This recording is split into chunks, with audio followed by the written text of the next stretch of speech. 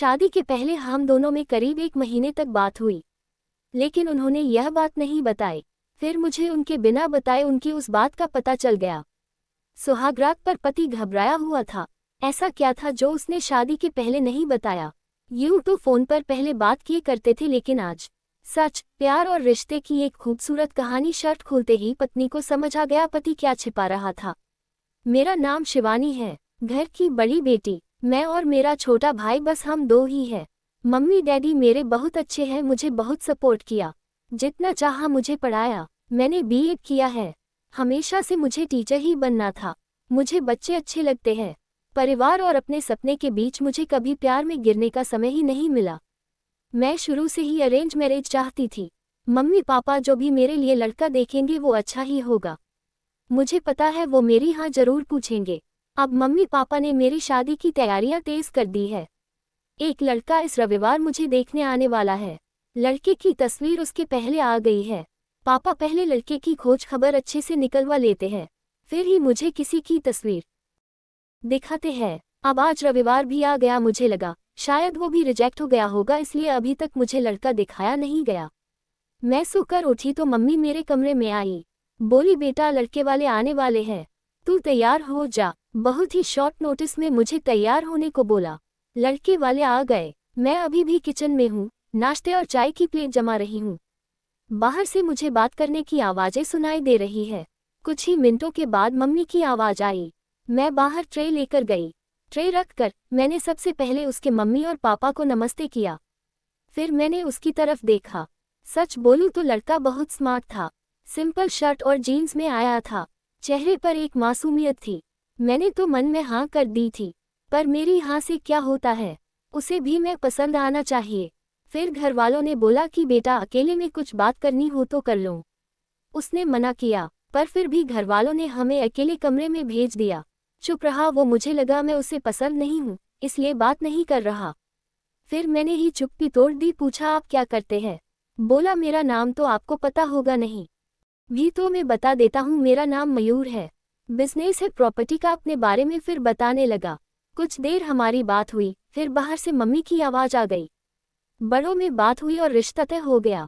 उसके घरवाले जल्द ही शादी करना चाहते थे। पिताजी ने अपनी खोज कर ली थी, इसलिए शादी 1 महीना बाद ही तय हो गई। इस दौरान मैंने मयूर का नंबर लेकर उससे बात करना चाही। मुझे लगा कि वो थोड़े शर्मिंदे हैं, इसलिए मैंने ही पहल की। करीब 1 महीने हम में बहुत बात हुई और प्यार वाली फीलिंग क्या होती है यह मुझे पता चल गया। फिर हमारी शादी का दिन आ गया और मैं अंदर ही अंदर बहुत खुश थी। मम्मी पापा को छोड़ जाने का गम तो था, लेकिन मुझे लगा कि मुझे सही जीवन साथी मिल गया है। सुहाग रात आ गई। मैं थोड़ी घबराई हुई बैठी थी बेड पर। वो आए और मेरी तरफ देखा। मैंने भी हल्की सी स्माइल पास की। मयूर ने कुर्ता पहन रखा था। वो थोड़े घबराए लग रहे थे। मुझे लगा जैसे मैं नर्वस हूँ, शायद वो भी इसी तरफ होंगे। मयूर अब बाथरूम गए और कुर्ता चेंज करके आए। फिर मयूर आकर बोले कि बहुत थक गई होंगी, शायद आज आराम कर लो। मुझे लगा वो भी थके हैं, इसलिए मैंने ज्यादा सवाल जवाब नहीं किए। अगली सुबह वो बाथरूम में फ्रेश होकर नहाकर और कपड़े भी अंदर ही चेंज करके आए। मुझे थोड़ा अजीब लगा, फिर मैंने सोचा शायद उनकी यह आदत होगी। अगली रात फिर आई और मयूर ने फिर ऐसा ही किया। अभी तक वो मेरे पास भी नहीं आए थे। अब मुझे लगा कि मयूर कुछ छुपा रहे हैं, क्योंकि उसके चेहरे पर साफ दिखाई दे रहा है। अगली रात जब वो बाथरूम से कपड़े चेंज करके आए तो मैंने उन्हें टोक ही दिया। आप क्या छुपा रहे हैं? कुछ बात है तो आप मुझसे कह सकते हैं। वो बोले, बात तो है, जल्द ही तुम्हें पता चल ही जाएगी, पर तुम्हें शायद बुरा लगेगा। मैंने बोला, आप नहीं बताएंगे तो ज़्यादा बुरा लगेगा। उन्होंने अपना शर्ट खोला और फिर उसे कुछ कहना नहीं पड़ा, मैं खुद ही समझ गई।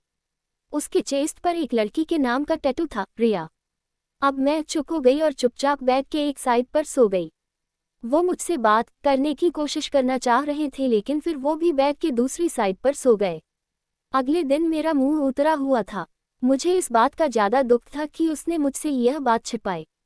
हाँ, हमें कम समय मिला, लेकिन फिर भी इतना समय था कि वो मुझे बता सकते थे। अगली रात वो फिर कमरे में आए। उसके आने के पहले ही मैं बेड की साइड पर सो चुकी थी। उन्होंने मुझे मेरी बांह पर हाथ लगाया और बोला, तुम चाहो तो हम बात कर सकते हैं। मैंने बोला, अब क्या बताओगे? वो बोले कि मैं उस लड़की से प्यार करता था। लेकिन रिया को हमेशा से विदेश में शिफ्ट होना था, इसलिए जब उसे मौका मिला तो वो चली गई। मैंने पूछा वो तुम्हें छोड़कर किसी और के साथ चली गई?